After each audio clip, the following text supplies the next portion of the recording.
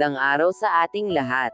Palaisipan ngayon ng mga netizen, kung para saan ang pagbati ng ina ni Daniel Padilla, na si Carla Estrada, ng congratulations para sa kanyang anak. Marami tuloy ang nagulat kung ano nga ba ang na-achieve ni Daniel sa kanyang career, kung bakit binati ng congratulations. Ito ang pinakabagong post ng aktres na si Carla Estrada sa kanyang Instagram. Isang larawan ni Daniel ang binahagi ng aktres at binati niya ito ng congratulations.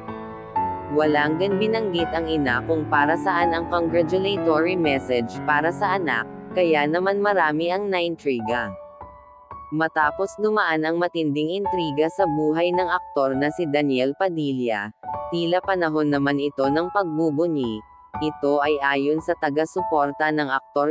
Nagbahagi ng isang masayang mensahe si Carla sa kanyang social media account, noong April 2, isang larawan ni Daniel ang in-upload ni Carla sa kanyang Instagram.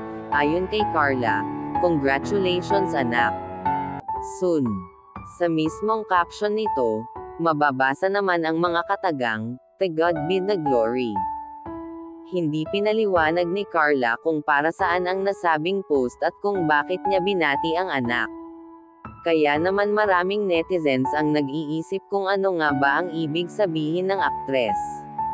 Ayon pa sa kaibigan ni Carla, na si Danita Rose, "I don't know what we're celebrating yet but congrats."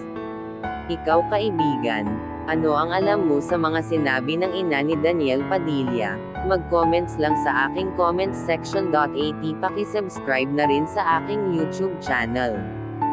Maraming salamat po.